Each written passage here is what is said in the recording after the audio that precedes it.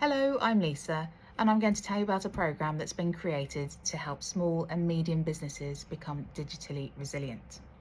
I'm also going to share some tips, ideas and processes that can be implemented in any SME for free that will help build resilience. The programme is called the Business Digital Resilience Programme, and it's one of Shaping Portsmouth's many programmes. To find out more and to see the other programmes that Shaping Portsmouth runs, you can visit their website, which is shapingportsmouth.co.uk. The Business Digital Resilience Programme is made up of a group of volunteers, local business owners from industries that know a bit about cyber risk and digital threats. So we are people from IT, insurance, cybersecurity, risk management and academia. And because we're small business owners, we know what it's like to have to protect our businesses from these threats and risks. The way the programme helps small businesses is by providing information and raising awareness.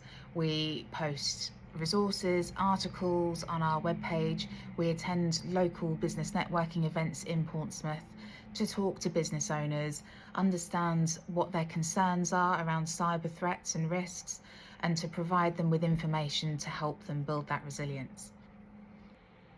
Our focus is to support Portsmouth businesses because we're part of Shaping Portsmouth, and that's where we're from and that's what we're all about. But I'm aware many of you watching today might not be from the Portsmouth area, but there's no reason why you can't benefit from the resources and the tools and the articles on our website and the great tips I'm about to give you. So let's start with some figures. In 2022, computer misuse increased by 89%. And also in 2022, 83% of attacks were phishing attempts. You've probably read lots of reports and articles and heard from agencies and authorities talking about when, not if, a cyber incident were to occur in your business. And that's part of the reason why the programme exists, is to help businesses prepare for when it does happen and how they can be resilient and bounce back afterwards, how they can recover, how they can keep trading. There's a lot that goes into building that resilience. There's the proactive approach and the reactive approach. So things businesses need to be doing before and to try and prevent a cyber incident from happening, but also the things that then need to happen afterwards to try and help them recover. So things like having a plan in place for when it does happen, a breach response plan, communication plan with customers and employees. So they've got something to go to as soon as something happens. They've got a checklist almost for what they need to do, who they need to tell, and what needs to happen next. So where does a business start? How do they start to build that resilience? What's the first thing they do? I would say is understand the risks. Find out what they are, find out what they mean, find out how they happen and how they work and what you can do to, first of all, prevent them. So this is part of the risk management process, and a great place to start is our website.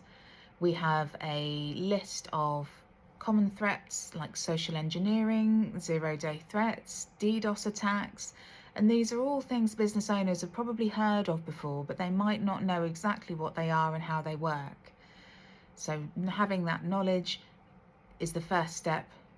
Other things that businesses can do proactively are things like an IT security review, staff training, building a good, strong cyber culture within the workforce in the business. That cyber training doesn't have to be expensive. There are lots of resources available for free online. Places like the NCSC website, they have lots of short videos, infographics, posters, and lots of employee training materials that can be used. And developing that cyber culture means keeping the conversation going in the business, keeping employees talking to each other. So it's a regular topic of conversation in the office about things like emails they've received, if they're not sure about something, if something looks a little bit odd, or they've received a link, or they've received something from a customer or a supplier, they just want to double check with someone. So if that good cyber culture is there, those conversations are going to happen much more often, and then incidents are much more likely to be avoided. Here are some of the articles currently available on our website.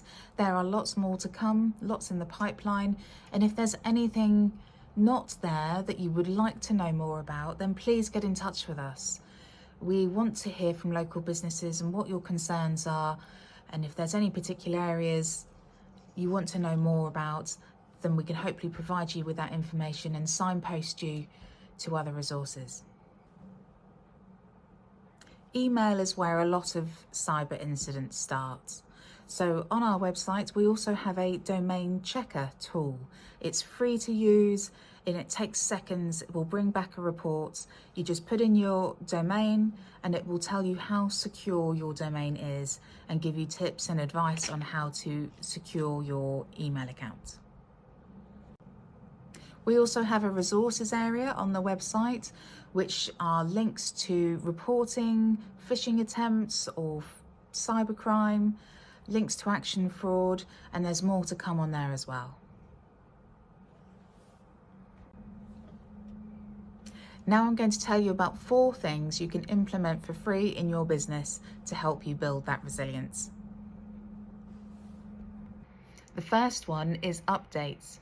If your PC, laptop, tablet, phone is telling you there are updates available, don't delay, install them straight away.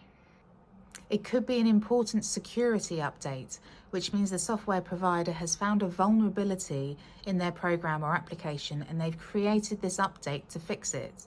So put the kettle on, go and have a cup of tea. By the time you come back, your device will be updated. My next tip is multi-factor authentication, sometimes called two-step verification, MFA, and it's available in lots of programs and applications like Windows, WhatsApp, Office 365, Facebook, lots of other social media platforms, lots of applications. You usually have to go into settings and turn it on, but it is available in lots and lots of programs and applications now. My next tip is a process that can be implemented in your business for free and will only take 5 minutes. And it's verifying bank account details.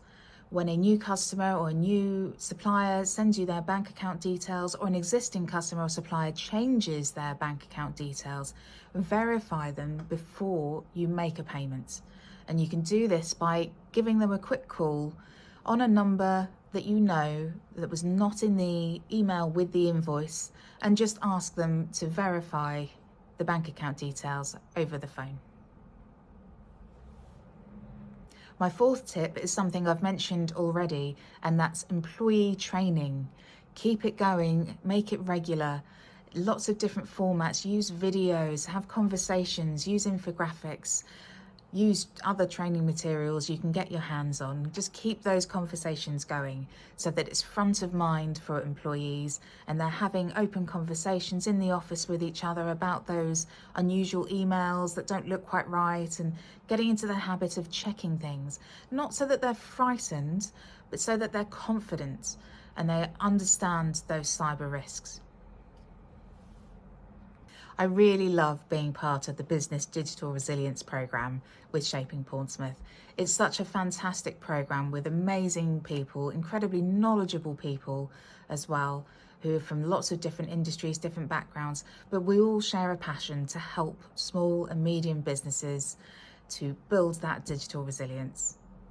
Here are some of the members of the programme, and also a QR code which will take you straight to our websites, which is shapingportsmouth.co.uk. Now I'm going to give you 3 bonus tips to help build resilience in your business. And all the tips I've been giving and I'm about to give are all the types of things that we do as part of the programme to help businesses. Now these are all things to be wary of, and the first one is USB sticks. Especially if it's been found on the floor in the office, outside in the car park, somewhere on the pavement. Our curiosity can get the better of us, and we want to be helpful. We want to return it to its owner. We think it might have something important on there. It might be a student's important coursework, or there might be family photos that somebody will really miss. So what do? We take it and plug it into our device to try and find out if we can identify the owner. Unfortunately, this is a tactic used by cybercriminals to get access to your network, to infect your device with malware by leaving these USB sticks lying around, because they know that humans are curious and we want to help. And they take advantage of that. My next thing to be wary of is along the same lines, something similar, and that's QR codes. Fraudsters and cybercriminals are using these to redirect you to dodgy websites or websites that can download malware to your devices. So try to be as sure as you can be that a QR code you're about to scan is genuine and from a genuine organisation that's going to take you to a genuine website. My last thing to be wary of is public Wi-Fi. When you go to a coffee shop or a hotel, they often provide free Wi-Fi for their customers. But a cybercriminal could have created a fake Wi-Fi network to make it look legitimate and look like it's coming from that coffee shop or hotel. So be wary. If you want to know more about that, we have an article on our website called The Dangers of Public Wi-Fi. That's it from me. Thank you very much for listening. And if you're a business owner, I hope you've heard something useful that will help you towards building digital resilience.